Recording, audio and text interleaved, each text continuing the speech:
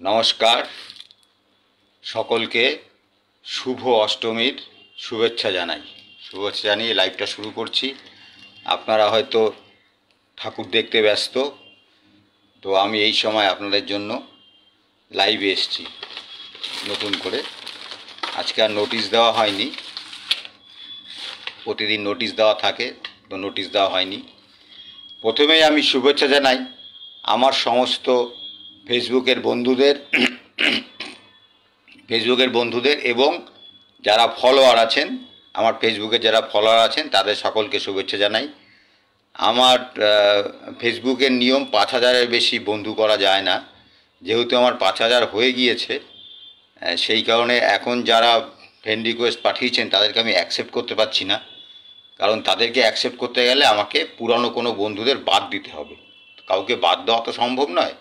সেই কারণে আপনাদের রিকোয়েস্ট করছি, আমার আরেকটা আমি দ্বিতীয় অ্যাকাউন্ট খুলেছি, মনন সেন শর্মা। এটা 1 নম্বর অ্যাকাউন্টে যেরকম ইংরাজিতে লেখা আছে বানানটা, তো মনন সেন শর্মা বাংলায় লিখে একটা অ্যাকাউন্ট করেছি। আপনারা সেই অ্যাকাউন্ট সার্চ করে, বাংলায় লিখে সার্চ করে, অথবা আমি লিঙ্কেও দিয়ে দিই, আজকেও নয় দিয়ে দেবো লিঙ্ক, হ্যাঁ, ইনবক্সে লিঙ্ক ক্লিক করে ওখানে গিয়ে ওখানে ফ্রেন্ড রিকোয়েস্ট পাঠাবেন। আমার দুটো অ্যাকাউন্টে একই পোস্টই থাকে, এক পোস্ট করে আরেকটা ট্যাগ করে দিই, একই ধরনের পোস্ট থাকে। সুতরাং যে কোনো একটা অ্যাকাউন্টের বন্ধু থাকলেই অসুবিধা হবে না। এখন আমি আজকে মূলত লাইভে এসেছি আমাদের ইঞ্জিনিয়ার, বিশেষত জুনিয়র ইঞ্জিনিয়ারদের বেশ কিছু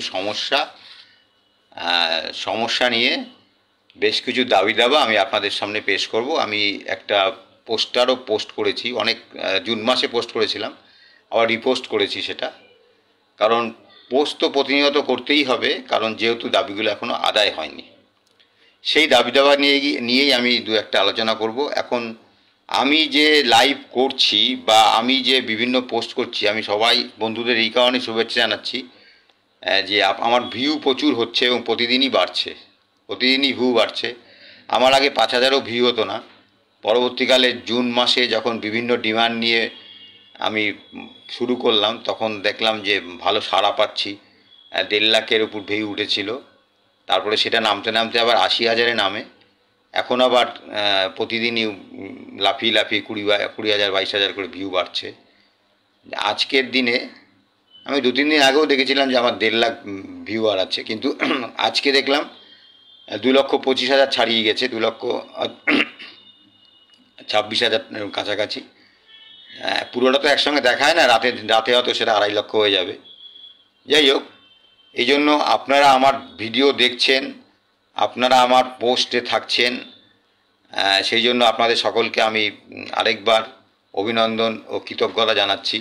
আপনারা এইভাবে যদি আমার পাশে থাকেন, আমি কন্টেন্ট বানাতে আরও বেশি করে উৎসাহ পাবো এবং আরও বেশি করে কন্টেন্ট বানাবো। আমি যা বানাচ্ছি সবই কিন্তু সমাজের জন্য, মানুষের উপকারের জন্য। নিছক বিনোদনের জন্য যে বানাচ্ছি, অনেকে যেরকম বানায় হাবিজাবি পোস্টেই বেশি দেখেছি ভিউ হয়, কিন্তু আমার পক্ষে সেটা সম্ভব না হাবিজাবি পোস্ট করে ভিউ বাড়ানোর জন্য, সেটা আমার রুচিতে বাধে।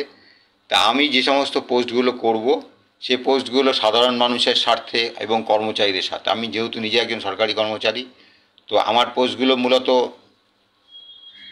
যে যেখানে থাকে তারটাই সে বেশি করে, স্বাভাবিক।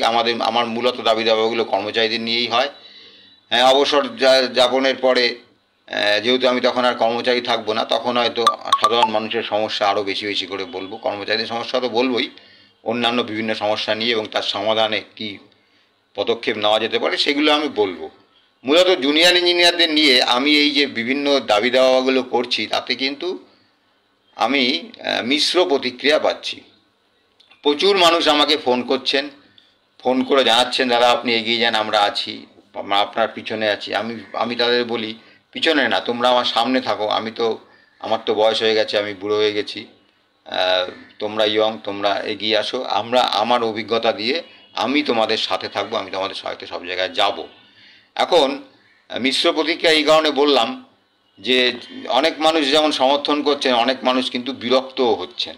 মানে যাদের কায়েমি স্বার্থে বাধা পাচ্ছে আমার এই ধরনের লাইভ করা, আমার এই ধরনের পোস্ট করা ইত্যাদিতে কিছু মানুষের বা কিছু সংগঠন তো না, সংগঠনের তো কিছু নেতৃত্ব থাকে, ফেসবুকে বিপ্লব করছে, এই ধরনের কথাবার্তা শুনতে পাচ্ছি।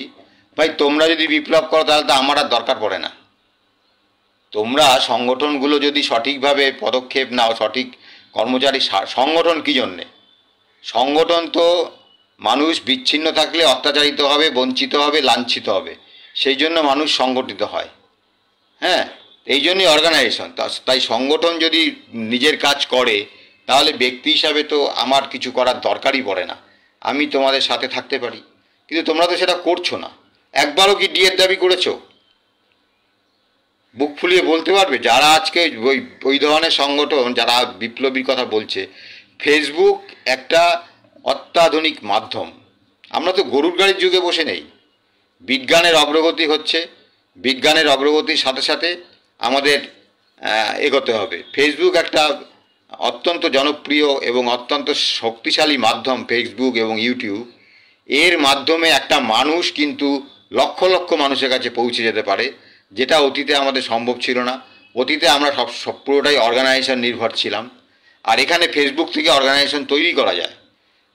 আমার কথাবার্তাগুলো যখন প্রতিটি কোনায় কোনায় 41টা ব্লকের কোনায় কোনায় পৌঁছাচ্ছে, প্রতিটা জেলার কোনায় কোনায় পৌঁছাচ্ছে, প্রান্তিক গ্রামগুলোতে গিয়ে পৌঁছাচ্ছে, প্রান্তিক ইঞ্জিনিয়ারদের কাছে গিয়ে পৌঁছাচ্ছে, তখন তাদের মনে যে উৎসাহ উদ্দীপনা হচ্ছে, সেই উৎসাহ উদ্দীপনার থেকেই কিন্তু তারা চাপ সৃষ্টি করতে পারে নিজ নিজ সংগঠনের প্রতি, বা সংগঠনকে একেবারেই ইগনোর করতেই হবে না, নিজেদের দাবি নিজেদের ছিনিয়ে নিতে হবে।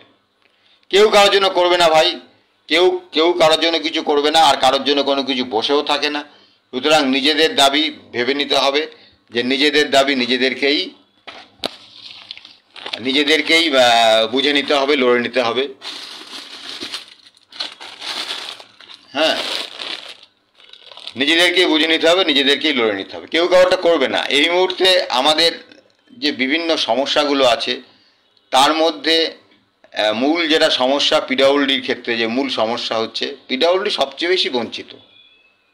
মাদার দপ্তর পিডব্লিউডি, সবচেয়ে পুরানো দপ্তর পিডব্লিউডি। একসময় পিডব্লিউডি সব ধরনের কাজ করতো, পরবর্তীকালে পিডব্লিউডির থেকে বিভিন্ন ব্রাঞ্চ বেরিয়ে অন্যান্য দপ্তরগুলো হয়েছে। হ্যাঁ, ইভেন পিডব্লিউডি নিজেরই একাধিক ডাইরেক্টরেট, পিডব্লিউডি একটা ডাইরেক্টরেট, পিডব্লিউডি সোশ্যাল সেক্টর একটা ডাইরেক্টরেট, পিডব্লিউডি রোডস একটা ডাইরেক্টরেট, পিডব্লিউডি থেকে ইঞ্জিনিয়াররা হাউজিংও কাজ করে। তো পিডব্লিউডি থেকে সরাসরি পিডব্লিউডির কাজ ভাস্ট হয়ে যাওয়াতে তার পিডব্লিউডি দপ্তরের মধ্যেই আবার সেমি দপ্তর, এই সমস্ত ডাইরেক্টরেট হয়েছে, ডিপার্টমেন্টের মধ্যে 4টে দপ্তর হয়ে গেছে। এছাড়াও বিভিন্ন পিএইচই, ডাব্লিউআরডির ইত্যাদি অন্যান্য দপ্তর, ইরিগেশন আরও দপ্তরগুলো তৈরি হয়েছে। কিন্তু মূল পিডব্লিউডিতে কিন্তু মানে প্রদীপের নিচেই অন্ধকার। পিডব্লিউডিতেই সবচাইতে বেশি সমস্যা। পিডব্লিউডির প্রমোশন দীর্ঘ মানে 1 বছরের বেশি ধরে হচ্ছে না, দেড় থেকে 2 বছর হয়ে গেছে। প্রতি বছর 2বার করে নাম পাঠানো হয় এই পিএসসির কাছে, অথচ কোনো কায়েমি সাথে, যেটা শুনতে পাচ্ছি, আমি নিজে যেহেতু প্রমোশন নেব না, সেই কারণে আমি যদি প্রমোশনের লিস্টে থাকতাম আমি বেশি খোঁজখবর নিতাম। আমি যেহেতু নিজে প্রমোশন নিচ্ছি না, আমি পরীক্ষা দিইনি, আর আমার কয়েক মাস বাদে অবসর, সেই কারণে আমার প্রয়োজন পড়ছে না কিন্তু খোঁজখবর রাখার। কিন্তু আমাকে খোঁজ দিচ্ছে, বলছে বিভিন্ন কায়েমি স্বার্থ কাজ করছে। আমি ডিটেলসটা বলবো, আজকে বলবো না, আমি ভালোভাবে জেনে নিই যে বিভিন্ন কায়েমি স্বার্থের কারণেই নাকি পিডব্লিউডির প্রমোশন এভাবে আটকে আছে। এমনিই আমাদের প্রমোশন পেতে 23-24 বছর লেগে যায়, তার উপরে যদি আবার দীর্ঘসূত্রিতা করা হয় তাহলে একজন জুনিয়র ইঞ্জিনিয়ার, অ্যাসিস্ট্যান্ট ইঞ্জিনিয়ার হওয়ার পরে আর 8 বছর চাকরি করতে পারবে না। 8টা বছর চাকরি না করলে সে আর এক্সিকিউটিভ ইঞ্জিনিয়ার স্কেল পাবে না। তো এই জন্য পিডব্লিউডির যারা প্রমোশন পাবেন, হ্যাঁ, যারা প্রমোশন পাবেন তাদেরকে নিয়ে PWD roads, PWD mother PWD housing, PWD social sector, PWD electrical, mechanical, সবাইকে নিয়েই হোয়াটসঅ্যাপে গ্রুপ আমি একটা তৈরি করেছি এবং সেই গ্রুপে প্রচুর সদস্য হয়েছেন। আমরা নিজেরা মুভমেন্টে নামব, নিজেদের অধিকার নিজেরা লড়ে নেব। আরও একটা গ্রুপ তৈরি করতে হবে, সেটা আমি বারবার করে বলছি, আমি নোটিশ আকারেও লিখব। সেটা হচ্ছে 50% কোটাটা তো শুধুমাত্র পিডব্লিউডির জন্য নয়, 50% কোটাটা যেহেতু সমস্ত দপ্তরের জন্য, সেই জন্য সমস্ত দপ্তরকে নিয়ে যারা প্রমোশন পাবেন বা পাবেন না যারা এখনও পরীক্ষা দেননি, হ্যাঁ পরীক্ষা দেবেন, হ্যাঁ বা পরীক্ষা দিয়ে লিস্টে আছেন, প্রত্যেকের জন্য হঠাৎ করে যদি 10% কোটা বেড়ে যায় তাহলে কিন্তু অনেক জুনিয়রও প্রমোশন পেয়ে যাবে। এবং এই যে আজকে 23-24 বছর লাগে, ওটা হয়তো 17-18 বছরে নেমে আসতে পারে। সেক্ষেত্রে এক্সিকিউটিভ ইঞ্জিনিয়ার হওয়ার সুযোগ অনেক বেড়ে যাচ্ছে। এক্সিকিউটিভ ইঞ্জিনিয়ার হতে না পারলেও এক্সিকিউটিভ ইঞ্জিনিয়ারের স্কেল পাওয়ার সুযোগ অনেক বেড়ে যাচ্ছে। মূলত আমি আজকে 12-13টা দাবি নিয়ে আলোচনা করব। আপনারা শুনুন আমার কথাগুলো, যে আমি কি অন্যায় বলছি, শুনুন। আমরা ইঞ্জিনিয়ারিং ক্যাডারটা শুরু হয়েছে জুনিয়র ইঞ্জিনিয়ার থেকে। জুনিয়র ইঞ্জিনিয়ার, তার উপরের পদ অ্যাসিস্ট্যান্ট ইঞ্জিনিয়ার, তার উপরের পদ এক্সিকিউটিভ ইঞ্জিনিয়ার, তার উপরের পদ সুপারিনটেন্ডিং ইঞ্জিনিয়ার, তারপরে আগে অ্যাডিশনাল চিফ ইঞ্জিনিয়ার ছিল, এখন সেটা নেই, সিনিয়র সুপারিনটেন্ডিং ইঞ্জিনিয়ার হয়েছে, এবং চিফ ইঞ্জিনিয়ার, তারপরে ইঞ্জিনিয়ারিং চিফ। তো একজন অ্যাসিস্ট্যান্ট ইঞ্জিনিয়ার এক্সিকিউটিভ ইঞ্জিনিয়ারের তলায় চাকরি করেন। এক্সিকিউটিভ ইঞ্জিনিয়ার 17 নম্বর স্কেল পান এবং অ্যাসিস্ট্যান্ট ইঞ্জিনিয়ার পান 16 নম্বর স্কেল, ঠিক একটা স্টেপ নিচে। কিন্তু জুনিয়র ইঞ্জিনিয়ার হচ্ছে ছাগলের 3 নম্বর বাচ্চা। ছাগলের 3 নম্বর বাচ্চা ব্যাপারটা বোঝেন? একটা ছাগলের সাধারণত একটা বা দুটো বাচ্চা হয়। একটা ছাগল যখন বাচ্চা দেয় তখন সাধারণত তার একটা বা দুটো বাচ্চা হয়। এটা বৈজ্ঞানিক নিয়ম অনুযায়ী হয়, কারণ ছাগলের দুটো বাট আছে, কুকুরের কিন্তু অনেকগুলো বাট, যার ফলে কুকুরের একাধিক বাচ্চা হতে পারে, একসঙ্গে দুধ খেতে পারে। স্তন্যপায়ী প্রাণী মাত্রেই বাচ্চা জন্মানোর পরে তার প্রথম খাদ্য হচ্ছে মায়ের দুধ। মায়ের বুকের দুধ হচ্ছে প্রথম খাদ্য। ঠিক সেই কারণেই কিন্তু যেহেতু বাট মূলত দুটো থাকে, হ্যাঁ গরুর ক্ষেত্রে 4টে বা মোষের ক্ষেত্রে বেশি, যাই হোক একটা বাচ্চা হলে সবচেয়ে সুবিধা হয়, কিন্তু একটা বা দুটো বাচ্চা ছাগলের হয়। কিন্তু অনেক সময় দেখা যায় যে একটা ছাগলের একসাথে 3টে বাচ্চাও হয়েছে। 3টে বাচ্চা হলে খুব স্বাভাবিকভাবেই 3টে বাচ্চা কিন্তু সমান জড়ি হয় না। প্রথম বাচ্চাটা যখন হয় সেটা যতটা স্ট্রং থাকে, শেষের বাচ্চাটা কিন্তু তুলনামূলকভাবে দুর্বল থাকে। তো তার ফলে কি হয়, যখন তিনটে বাচ্চা যদি একটা ছাগলের হয়, তো দুটো ছাগল দুটো বাচ্চা চষে, আর একটা ছাগল বাচ্চা শুধু চারদিকে ঘোরে, ছাগলের চারদিকে ঘোরে আর লাফায়, সে আর বাট পায় না। ছাগল তো আর মানুষের মতন না যে একটা বাচ্চাকে সরিয়ে দিয়ে আরেকটা বাচ্চার মুখে বাট তুলে দেবে। মানুষের ক্ষেত্রে সেটা সম্ভব হয়, সে নয় পাট করতে পারে, কিন্তু মানুষেরও অনেক সময় 3টে হয়ে যায়, খুবই রেয়ার কেস এগুলো। একটা বাচ্চা হওয়ার সবচাইতে বেশি, কখনো দুটো হয়, রেয়ার কেসে 3টেও হয়। যাই হোক, আরও বেশি হয়েছে এরকমও দেখেছি। তো আমরা হচ্ছি ছাগলের 3 নম্বর বাচ্চা। সেই কারণে আমাদের স্কেল, আমরা অ্যাসিস্ট্যান্ট জাস্ট তলার পোস্টে চাকরি করি, আমরা প্রথম প্রমোশনেই অ্যাসিস্ট্যান্ট হই। তাহলে আমাদের নিশ্চয়ই অ্যাসিস্ট্যান্ট ইঞ্জিনিয়াররা যেহেতু 16 নম্বর স্কেলে চাকরিতে জয়েন করে, আমাদের নিশ্চয়ই তাহলে 15 নম্বর স্কেল পাওয়া উচিত ছিল না, আমরা পেতাম 10 নম্বর স্কেল। তার কারণটা আমাদেরই নিজেদের গাফিলতি। আমাদের সংগঠনগুলো মানে যখন যে শক্তিশালী ছিল, অ্যাকচুয়ালি প্রথমে যে সংগঠনটা ছিল 1926 সালের যে সংগঠন, 100 বছরের পুরানো বলে গর্ব করে, এই 100 বছরের পুরানো সংগঠনটি কোনোদিনই 15 নম্বর স্কেলের দাবি করেননি, আজকেও করছেন না। আজকের দিনে দাঁড়িয়েও তারা করছেন না। তাদের তো সোনার পাথর বাটির মতন অবস্থা, আমি বিভিন্ন সময় বলেছি, গতদিনও বলেছি, দাবি দেওয়াগুলো একটা সময় একটা মেলে না। 55,500 টাকা দাবি করেছে, অথচ 15 নম্বর স্কেল দাবি করছে না। যেখানে অ্যাসিস্ট্যান্ট ইঞ্জিনিয়ার 56,100 এবং 15 নম্বর স্কেল 42,600, তাহলে 55,000 টাকা তো কেউ যদি দাবি করে, তাহলে তো তার বলা উচিত যে আমি 15 নম্বর স্কেলটা দাবি করছি। 15 নম্বর থেকে অনেক বেশি, অলৌকিক দাবি, মানে অবাস্তব দাবি। আমি লিখেছিলাম যে এরা সরকারে থাকলে একরকম দাবি করে, সরকারে না থাকলে সেটা অন্য প্রসঙ্গ, সেটা পরে আসছি। তো এই 10 নম্বর স্কেলের দাবি থেকে আমাদের সংগঠন All India Federation of Diploma Engineer সারা ভারতবর্ষ জুড়ে 15 নম্বর স্কেল, অর্থাৎ 1 step below assistant engineer scale, number বললে আপনাদের বুঝতে অসুবিধা হবে, যারা চাকরি করেন না তাদের বোঝানোর সুবিধার্থে 1 step below assistant engineer scale. তখন অ্যাসিস্ট্যান্ট ইঞ্জিনিয়ার যেহেতু 16 নম্বর স্কেল বিলং করে, তো আমরা 15 নম্বর স্কেল সারা ভারত জুড়ে দাবি করছি, এবং এই দাবির পরিপ্রেক্ষিতে আমাদের কিছুটা আপলিফমেন্ট হয়। সেটা হলো যে আমরা 10 থেকে 12 নম্বরে উত্তীর্ণ হয়েছি। আমরা এখন 12 নম্বর স্কেল পাই। সেটা করতে আমাদের 12 বছর, মানে পে কমিশন রিকমেন্ড করার সত্ত্বেও আমাদের 12 বছর লেগেছিল, কারণ মূল যে বড় সংগঠনটি, ওই 100 বছরের সংগঠন, তারা তখন 12 নম্বর স্কেল দাবি করেনি, মাত্র 4105 টাকা দাবি করেছিল, যেখানে সরকার দিয়েছিল 4500 টাকা, আর পে কমিশন সুপারিশ করেছিল 4800 টাকা। কিন্তু আমরা তখন ভীষণ ক্ষুদ্র সংগঠন ছিলাম, একজন সদস্য থেকে আরেকজন সদস্যকে মানে টেলিস্কোপিক দূরবীন দিয়েও দেখা যেত না। 40 কিলোমিটার 50 কিলোমিটার দূরে হতো একটা সদস্য, খুবই দুর্বল ছিলাম।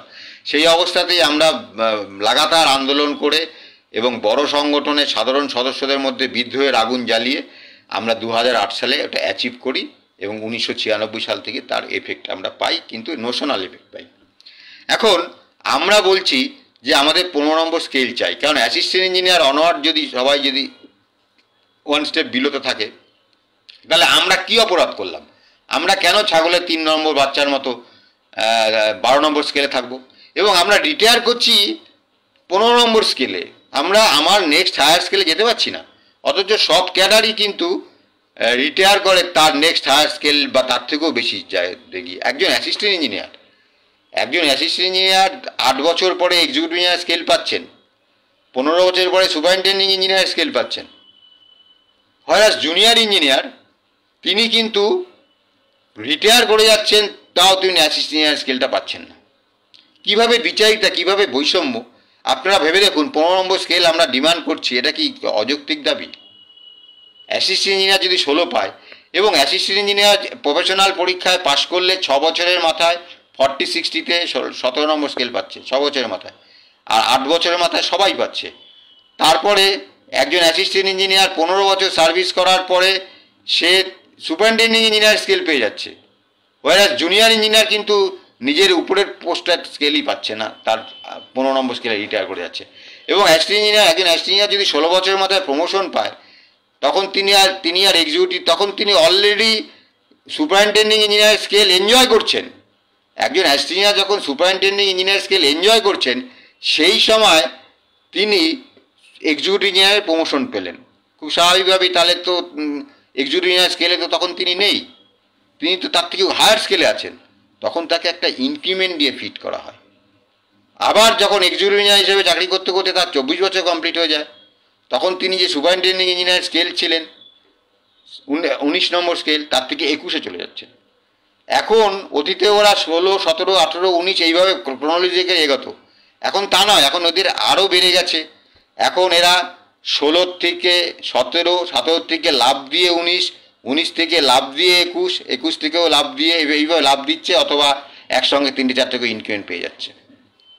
উপরের দিকেরটা আমি অতটা ডিটেল একদম 21-এর পরে যখন 24 পর্যন্ত স্কেল আছে, সেগুলো কিভাবে যাচ্ছে, যেহেতু আমি নিজে ওই পোস্টে চাকরি করি না, কোনোদিন যাব না, তো সেই কারণে ওইগুলো আমি খোঁজখবর রাখিনি। আগামী দিনে রেখে খোঁজখবর নিয়ে ওগুলো নিয়েও ডিটেলসে বলবো যে কীভাবে বঞ্চনাটা হচ্ছে। তাহলে আমাদের কেন লাভ দিয়ে আমরা পাবো না? আমাদের যদি 15 নম্বর স্কেলও না দেওয়া হয়, 14 নম্বর থেকে এন্ট্রি করতে পারে, তাহলে 8 বছর পরে লাভ দিয়ে তাহলে 16-তে যাক, বা 8 বছর পরে 15-তে যাক, 15 বছর পরে 16-তে যাক, 24 বছর পরে লাভ দিয়ে তাহলে আরেকটা উঁচুতে যাক, 19-এ যাক। একবার ওরা যখন লাভ দিচ্ছে, আমাদেরকেও লাভ দেওয়া দিন। একজন জুনিয়র ইঞ্জিনিয়ার প্রফেশনাল পরীক্ষায় পাশ করলে সে স্কেল পাচ্ছে না, ততক্ষণ না সে চেয়ার পাচ্ছে।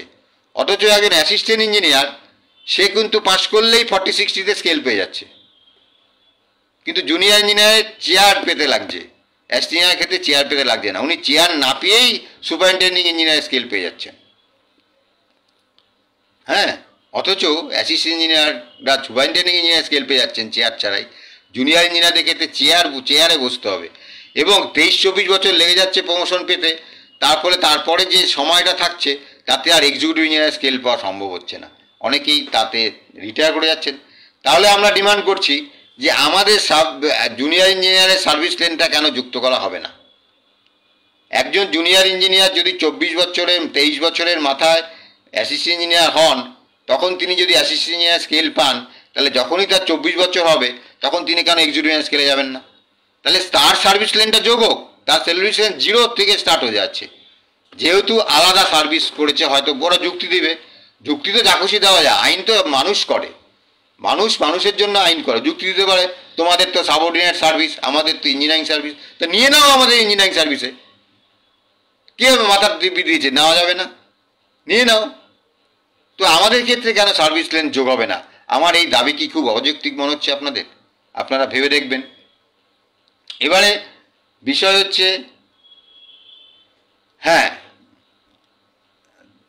প্রফেশনাল পরীক্ষা। এই যে প্রফেশনাল পরীক্ষাটার কথা বললাম, এই প্রফেশনাল পরীক্ষাটা একজন অ্যাসিস্ট্যান্ট ইঞ্জিনিয়ার চাকরিতে জয়েন করার 6 মাসের মধ্যেই প্রফেশনাল পরীক্ষার বসার সুযোগ পাচ্ছেন। কারণ প্রফেশনাল পরীক্ষা তো বছরে 2টো করে হয়, সুতরাং তিনি কিন্তু চাকরিতে জয়েন করার সাথে সাথেই প্রফেশনাল পরীক্ষা বসার সুযোগ পাচ্ছেন। হোয়ারাস আমাদের ক্ষেত্রে আমাদেরকে 8 বছর ভুলতে দেওয়া হয়। আমরা 8 বছর ধরে যখন ভুলে যাব সিলেবাসটা, তখন আমরা ওই প্রফেশনাল পরীক্ষায় বসতে পারি। একই কোশ্চেনে পরীক্ষা হয়, একই পেপার সেটার, একই এক্সামিনার, মানে যিনি খাতা দেখছেন, যিনি পেপার সেট করছেন, একই ব্যক্তি। তাহলে একই কোশ্চেনে অ্যাসিস্ট্যান্ট ইঞ্জিনিয়াররা বসছেন এবং জুনিয়র ইঞ্জিনিয়াররাও বসছেন। কিন্তু জুনিয়র ইঞ্জিনিয়ারদেরকে 8 বছর সুযোগ দেওয়া হচ্ছে তার সিলেবাসটাকে ভোলার জন্য। 8 বছর পরে তার তো সাংসারিক অনেক দায় দায়িত্ব চলে আসে, তার বিভিন্ন জায়গায় পোস্টিং হতে পারে। একটা ফ্রেশ ছেলে, একটা বাচ্চা ছেলে 22-23 বছর বয়সে, তখন সে যে উদ্যমে পড়াশোনা করতে পারে, 8 বছর পরে তার সেই ইচ্ছা থাকে? অথবা ধরুন প্রথম পোস্টিংটা দুর্বল জায়গায়, মানে লুজ জায়গায় হয়েছে, সেরকম কাজের চাপ নেই, ভালো করে পড়াশোনা করার সুযোগ আছে। বা বাড়ির হয়তো প্রথম পোস্টিংটা কলকাতায় হয়েছে, কলকাতার শিক্ষকরা আছে, কারণ জুনিয়র ইঞ্জিনিয়ারদের তো এটার জন্য পড়তে হয়। কারণ জুনিয়র ইঞ্জিনিয়ারদের যেহেতু কোয়ালিফিকেশন ডিপ্লোমা, তা এখন যদিও প্রচুর ডিগ্রি ইঞ্জিনিয়ার আছে, আমিও নিজেও ডিগ্রি ইঞ্জিনিয়ার, তো তা সত্ত্বেও কিন্তু জুনিয়র ইঞ্জিনিয়ারদের কিন্তু মাস্টারমশাইয়ের কাছে পড়তে হয়। তা সেই কারণে একজন কলকাতায় থাকলে যে পড়ার সুযোগ পাওয়া যায়, যে মাস্টারমশাইদের পাওয়া যায়, সে তো পুরুলিয়া থাকলে পাওয়া যায় না। অনেক কষ্ট করে অনেকে পুরুলিয়ার থেকে হয়তো একদিন কলকাতায় এসে পড়ে যায়, কেউ হয়তো মুর্শিদাবাদ থেকে এসে পড়ে যাচ্ছে, তা সেই রকম ধৈর্য প্রত্যেকের থাকে না। তাহলে শুরুতেই কেন পরীক্ষাটা বসতে দেওয়া হবে না? কি অপরাধ, কি অসুবিধা? আপনারা তো স্কেল দেন না, আপনারা তো চেয়ারও দেন না। তো একটা মন্দের হলেও ভালো যে ওটাকে 6 বছরের একটা সুপারিশ হয়েছে এবং 50% একটা কোটার সুপারিশ হয়েছে। জুনিয়র ইঞ্জিনিয়ার এতদিন 40% কোটা পেত, অ্যাসিস্ট্যান্ট ইঞ্জিনিয়ারদের 40% কোটা পেত। মোটামুটি 30 থেকে 30-32টা অ্যাসিস্ট্যান্ট ইঞ্জিনিয়ার যদি থাকে, তার এগেনস্টে 100 জনের মতো জুনিয়র ইঞ্জিনিয়ার থাকে। তাহলে 100 জন জুনিয়র ইঞ্জিনিয়ারের পিছনে যদি উপরে যদি 30 জন অ্যাসিস্ট্যান্ট ইঞ্জিনিয়ার থাকে, তাহলে 30 জনের 40% হচ্ছে 12। তাহলে 100 জনের প্রতি 12টা পোস্ট হচ্ছে মানে প্রমোশনাল পোস্ট। তাহলে 12%-এর মতো প্রমোশন পেতে পারে, 88% প্রমোশন পাবেই না। সেই কারণে আমাদের দীর্ঘদিনের দাবি ছিল যে আমাদের 50% কোটা দেওয়া হোক, এবং এবারকার পে কমিশন কিন্তু 50% কোটার রিকমেন্ড করেছেন, বলেছেন ডিপার্টমেন্টগুলো দিলে তাদের কোনো আপত্তি নেই। তার মানে একটু ঘচকা করে রেখেছেন, একেবারে সরকারকে বলতে পারতেন যে ওটা করতে হবে। তাহলে এটা নিয়ে মুভমেন্ট করতে হবে, এটা নিয়ে মুভমেন্ট করতে হবে, মুভমেন্ট করে আদায় করতে হবে। এবং এটা নিয়ে মুভমেন্ট করলে বাধাও আসবে, কারণ আমাদের 10% বেড়ে যাওয়া মানে কারো 10% কমা। যাদের কমছে তারা বাধা দেবে, এবং তারাই তো আমাদের এমপ্লয়ার। যারা বাধা দেবে তারাই আমাদের এমপ্লয়ার। সুতরাং লড়াইটা একটু কঠিন, কিন্তু আবার সোজাও। কীরকম সোজা? এটা কিন্তু বামফ্রন্টের আমল না, বুদ্ধবাবু না যে আজকে একটা কথা বলে কালকে বলে ভুল করেছি। এরা ভুল করলেও পরের দিন স্বীকার পাবে না, আর শুদ্ধ করলে তো স্বীকার পাবেই না, প্রশ্নই ওঠে না স্বীকার পাওয়ার। তো এদেরকে যদি বোঝানো যায়, এদের মন্ত্রীদের যদি বোঝানো যায়, এদের অর্থমন্ত্রী, এদের মুখ্যমন্ত্রী এবং ডিপার্টমেন্টাল মন্ত্রীদের যদি বোঝানো যায় যে এই যে প্রমোশনের 10% কোটা বাড়লে তাহলে সরকারের আর্থিক সঞ্চয়, আর্থিক খরচ কমে যাবে, এইটা যদি বোঝানো যায়। আমি এই জন্য বারবার ফেসবুকে বলছি যাতে নবান্নের 14 তলায় পৌঁছায়, আপনারা আমার কথাগুলোকে শেয়ার করে আরও বেশি বেশি মানুষের কাছে পৌঁছে দিন। তারা যদি একবার বুঝতে পারে যে 10% কোটা বাড়ালে লাভ, আখেরে লাভ, তারা কারও আপত্তি শুনবে না, তারা দুর্বল চিত্তের নয়, এই সরকার দুর্বল চিত্তের নয়। এই সরকারের আমলে বিধানসভা ভাঙচুর করে দেখাতো, এমন কেস দিয়ে দেবে না জীবনে জেলের বাইরে বেরোতে হবে না। কিন্তু বুদ্ধবাবুর সময় বিধানসভা ভাঙচুর হয়েছে, বুদ্ধবাবু সেটা নিয়ে মেলা করেছে। যে কারণে বলি, এই 50% করা নিজেদের লড়াই নিজেদের ছিনিয়ে নিতে হবে, যার জন্য হোয়াটসঅ্যাপের একটা গ্রুপ করা হবে। আপনারা সবাই আমাদের কাছে বিভিন্ন দপ্তরে আমার ইনবক্সে অথবা আমার কমেন্ট বক্সে ফোন নাম্বার দিন, উৎসাহ দিন। আমরা হোয়াটসঅ্যাপ গ্রুপ করি, আমরা মন্ত্রীদের কাছে যাই, চাপে ফেলে দেবো সংগঠনগুলোকে, সমস্ত সংগঠনগুলোকে চাপে ফেলে দেবো। নিজের অধিকার নিজেকে ছিনিয়ে নিতে হবে, কোনো দাদার উপর নির্ভর করলে দরকার নেই, কোনো ধামাধরা দালালকে, কোনো দালালের দরকার নেই। যেমন ওই পূজা দিতে গেলে একটা পুরোহিত মিডিয়াম লাগে, এই দুর্গা পূজা, লক্ষ্মী পূজা, কালী পূজা, হ্যাঁ, বিভিন্ন রকম হিন্দুদের পূজা করতে গেলে একটা মিডিয়াম লাগে, সেটা হচ্ছে ব্রাহ্মণ। ব্রাহ্মণ ছাড়া কেউ পূজা করবে না। হ্যাঁ, ওই এজেন্ট, আমি পূজা করব, আমি মায়ের কাছে বা বাবার কাছে প্রার্থনা করব, হ্যাঁ, আমি দুর্গা মায়ের কাছে প্রার্থনা করব, তার জন্য আমার একটা দালাল লাগবে, একটা ব্রাহ্মণ দালালকে বসিয়ে আমার এজেন্ট। তো সেরকম কোনো নেতা এসব দালাল দরকার নাই। আর যারা যাদের, তো আমার মতন লাইভ করে বলুন তো ডিএ লাগবে দেখি। আপনারা যারা সংগঠন করেন, নিজেদেরকে বড় বড় কথা বলেন, আমার বিরাট সংগঠন, সব এখন আমার সমর্থক, লাইভ করে বলুন ডিএ চাই, অথবা বলুন ডিএ চাই না, যে কোনো একটা বলুন, যে কোনো একটা বলুন। হয় বলুন ডিএ চাই না, আমাদের টাকা গরিব দুঃখীদের দয়া করে দিয়ে দেওয়া হোক। আমার 35,000 টাকার উপর লোকসান আছে প্রতি মাসে, আমার মিসেসের 20,000 টাকার উপর লোকসান আছে, 55,000 টাকার বেশি পার মান্থ লস করছি ডিএ বাবদ। এবং এরপরে যখন রিটায়ার করব তখন ডিএটাই তো আমার ইনক্রিমেন্ট, আদার্স তো কোনো ইনক্রিমেন্ট নেই। প্রতি বছর যাবে, জিনিসের দাম বাড়বে, আর যদি ডিএ না বাড়ে তাহলে আমাদের বেতনের যে অবক্ষয় হবে, পেনশনের যে অবক্ষয় হবে, তাতে সংসার চালানোর দায় হয়ে যাবে। তা যদি জিনিসের দাম নাই বাড়তো, লক্ষ্মীর ভাণ্ডার বাড়ছে কেন? 1000 থেকে কেন 1200 হচ্ছে? পূজা অনুদান বাড়ছে কেন? ভাতাগুলো বেড়ে যাচ্ছে আর ডিএ দেওয়া হচ্ছে না। বুকের পাটা থাকলে এরকমভাবে লাইভ করে বলুন যে ডিএ আমার অধিকার, ডিএ দিতে হবে কেন্দ্রীয় হারে। অথবা বলুন যে আমরা স্যাক্রিফাইস করছি, আমরা ডিএ চাই না, হ্যাঁ, বলে পায়ে ঠাকান, পায়ে মাথা ঠাকান। যারা মাতব্বরি করে, যারা অন্যের মাথায় পা দিয়ে চলে, তারা আবার, তাদের তো মেরুদণ্ডহীন থাকে, অ্যাকচুয়ালি তারা মেরুদণ্ডহীন, একেবারে মেরুদণ্ডহীন। এরা মেরুদণ্ডযুক্ত না। যারা অন্যের মাথায় পা দিয়ে চলে তারা আবার কারো কারো পায়ে নিজের মাথা ঠোকে। আর যারা অন্যের মাথায় পা দিয়ে চলে না, সবাইকে সম্মান করে, তারা আবার কারো পায়ে মাথাও ঠোকে না। এই ধরনের মানুষরা কারো পায়ে মাথা ঠাকাবে না, কারো মাথার উপরে পা দেবে না। ফেসবুক বিপ্লব, আপনি একটু ফেসবুক বিপ্লব করে দেখান না, দিয়ে চেয়ে দেখান না, একটা চিঠি দেন না, মুখ্যমন্ত্রীর কাছে দেন, অর্থমন্ত্রীর কাছে চিঠি দেন। কি করতে গেছিলেন হাজরায় যে আন্দোলন করতে গেছিলেন, একটা যখন হাজরা এবং কালীঘাটের অঞ্চলে সংগ্রামী যৌথ মঞ্চ এবং যৌথ সংগ্রামী মঞ্চ কোঅর্ডিনেশন কমিটি আলাদা আলাদা করে মিছিল করে কর্মচারীদের স্ট্রেন দেখিয়েছিল। পাল্টা স্ট্রেন দেখানোর প্রয়োজন পড়ল যে ডিএর বিপক্ষেও প্রচুর মানুষ আছে, ডিএর দাবিতে যেমন প্রচুর মানুষ বিরাট লড়ছে, ডিএর বিপক্ষেও প্রচুর মানুষ আছে বলে হাজরা একটা মিটিং হলো। বলে না, আমরা তো ডিএর বিরুদ্ধে বলিনি। ওখানে কি বলেছিলেন, কি আমি কর্মচারীদের দাবিগুলো এক এক করে বলছি। আমি 12-13টা দাবি বলবো। যেমন আমি বলছি জুনিয়র ইঞ্জিনিয়ারদের 15 নম্বর স্কেল চাই, এক এক করে গুনি, এক এক করে বলি। জুনিয়র ইঞ্জিনিয়ারদের 15 নম্বর স্কেল চাই, এন্ট্রি স্কেল চাই 15 নম্বর। আর 2 নম্বর হচ্ছে 8 বছর পরে জুনিয়র ইঞ্জিনিয়ারদের এসটিআই স্কেল দিতে হবে, 15 বছর পরে এক্সজুনিয়র স্কেল দিতে হবে, 24 বছর পরে সুপারিনটেন্ডেন্ট ইঞ্জিনিয়ার স্কেল দিতে হবে। এই 4টে দাবি আমি বললাম।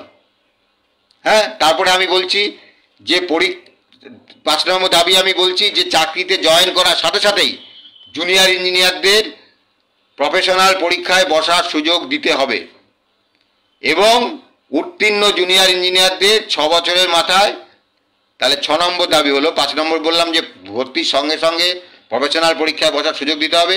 6 নম্বর দাবি আমি বলছি যে পাস করলে, যদি উত্তীর্ণ হয়, তাহলে তাকে 6 বছরের মাথায় 40-60-তে এক্সিলিনিয়ার স্কেল না অ্যাস্টিনিয়ার স্কেল দিতে হবে। 7 নম্বর দাবি করছি 50% কোটা দিতে হবে প্রমোশনে।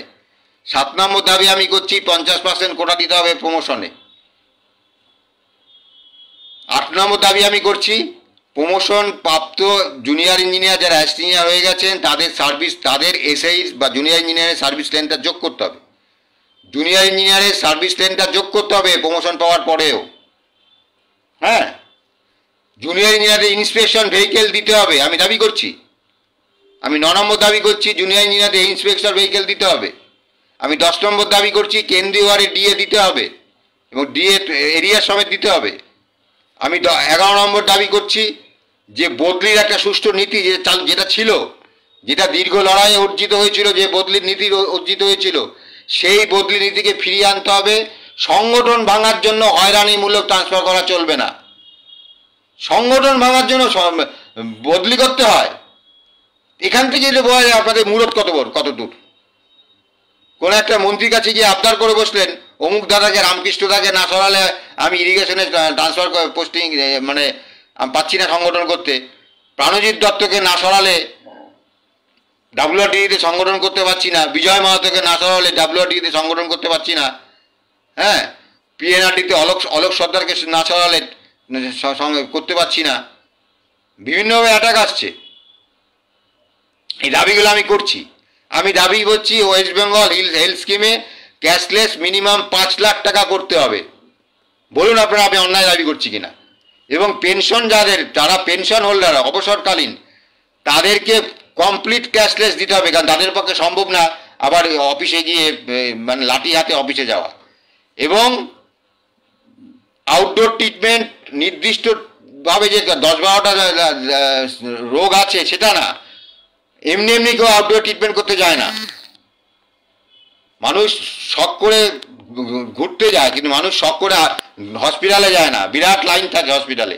তাহলে আউটডোর ট্রিটমেন্টটা পুরোপুরি মানে সব রোগের দিতে হবে, ক্যাশলেস দিতে হবে।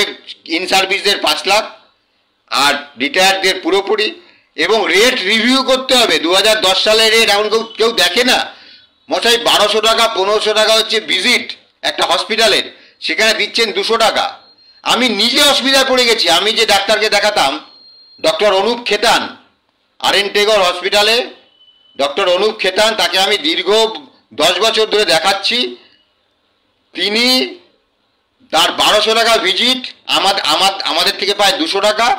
কয়েক বছর আগে নিয়ম করলেন যে দিনে 2 জন করে রুগী দেখবেন। তখনই বুঝেছিলাম যে আর কিছুদিন বাদে উনি আর দেখবেন না। রিসেন্ট দেখাতে গিয়ে দেখি না উনি দেখবেন না, 1200 টাকার নিচে দেখবেন না। 1200 টাকাটা 200 টাকায় হয়? এই দাবি করেছেন কোনোদিনও? একটু লাইভ করে করুন তো। কর্মচারী দরদি সংগঠন, আমার সবচাইতে বেশি সদস্য, বা আমরা সবচাইতে সবাই একসাথে চলে আসো, তাহলে তোলা তুলতে সুবিধা হয়। চাপ দিয়ে তোলা প্রতি মাসে 200 টাকা করে চাঁদা, তার কোনো রিসিট নেই। প্রতি মাসে 200 করে 2400 টাকা চাঁদার রিসিট নেই, আর 200 টাকা 2600 টাকা চাঁদা দিন প্রতি বছরে। 2600 টাকার মধ্যে 200 টাকা রিসিট পাবেন, আর 2400 টাকা রিসিট পাবেন না। কেউ দিচ্ছে কেউ দিচ্ছে না, কেউ দিচ্ছে 100, কেউ দিচ্ছে 200। কোনো নিয়মকানুন নাই, যখন তখন নিয়ম চেঞ্জ হচ্ছে। কখনো 3টে সেক্রেটারি, 3টে জেনারেল সেক্রেটারি, একটা সেক্রেটারি জেনারেল। হঠাৎ করে এক বছর দেখলাম 3টে জেনারেল সেক্রেটারি, একটা সেক্রেটারি জেনারেল। তারপরে আবার কি হলো না, কোনো একজনের মাথায় যার হাতে টিকি বাঁধা আছে, যাকে গিয়ে তেল মেরে, যিনি ইঞ্জিনিয়ার নন, তিনি ঠিক করে দেন কে সেক্রেটারি হবে। তিনি ঠিক করে দিলেন যে না, এখন থেকে আর 3টে সেক্রেটারি থাকবে না, অ্যাসিস্ট্যান্ট সেক্রেটারি হবে। হ্যাঁ, তাহলে একটাই জেনারেল সেক্রেটারি থাকবে। এতে একটা সংগঠন এইভাবে চলে। আজকে একটা নিয়ম, কালকে একটা নিয়ম, পরশু একটা নিয়ম। কি এই ধরনের সংগঠন টিকবে না, এই ধরনের সংগঠন টিকবে না। এমনিতেই সাবঅর্ডিনেটকে দেখে শিখুন যে সরকারের ছাতার তলায় থেকে সংগঠন করতে যখন 98%, আর আজকে 100 বছরের সংগঠন, তার ছাতি ধরার লোক নাই, পতাকা ধরার লোক নাই। 100 বছর পালন করছে, দাঁত পড়া লোকদের নিয়ে আসতে হচ্ছে, 80 বছরের বুড়ো বুড়িদের নিয়ে আসতে হচ্ছে, তার পরিবারকে নিয়ে আসতে হচ্ছে। 100 বছরের সংগঠন, তবু সংগঠনটা থাকবে। 50টা হলেও থাকবে, কারণ তাদের একটা নীতি আছে। তাদের এইরকম না আজকে একটা কালকে একটা, আজকে একটা কালকে একটা, ওরকম নয়। অনেক দ্বিচারিতা আছে, সেটা আমি গত দিনের লাইভেই বলেছিলাম। আবার আগামী দিনও এই দ্বিচারিতা, শুধুমাত্র দ্বিচারিতাকে নিয়ে লাইভ করব, শুধুমাত্র দ্বিচারিতা, শুধু তুলে তুলে দেখাবো কোথা কোথা দ্বিচারিতা করছে। দ্বিচারিতা থাকলেও তাদের যে বামপন্থা, তাদের যে আদর্শ বামপন্থা, এই বামপন্থী আদর্শর কারণেই তাদের সংগঠন 50 জনের হলেও থাকবে। কিন্তু যাদের কোনো আদর্শই নাই, যারা সংগঠনটা তৈরি করেছিল কামড়াকামড়ি করে, দুধের দাঁত থাকাকালীন তারা সেক্রেটারি প্রেসিডেন্ট হতে চেয়েছিল, হ্যাঁ, যারা মাতব্বরি করতে চেয়েছিল, ইচ্ছা মতন দাদাগিরি করবে, ইচ্ছা মতন মাতব্বরি করবে, হ্যাঁ, একজন কলিগকে একই পোস্টে কাজ করি, যেহেতু আমার হাতে ট্রান্সফার পোস্টিং, আমি ট্রান্সফার পোস্টিং দেখি, তাই আমি মাতব্বরি করবো, আমার ব্যাগটা আরেকজন বইবে, এইসব চেয়ে যারা সংগঠনটাকে ভাগ করেছিল, পিডাব্লিউডিটাকে 2015 সালে পিডাব্লিউডিটা, শুধুমাত্র পিডাব্লিউডির একটা অংশ বেরিয়ে গিয়েছিল, ইলেকট্রিক্যাল একজনও যায়নি সেই সময়, একজন গেছিল শুধু, রিটায়ার্ড লোক শ্যামল রায়। যাই হোক, তো আমি যে ডিমান্ডগুলো করছি, আমি বলছি পলিটেকনিকের এন্ট্রি লেভেল হবে 10+2 সায়েন্স। 10+2 সায়েন্স না হলে আমরা যতই বলি, আমরা মার খেয়ে যাচ্ছি কোথায়?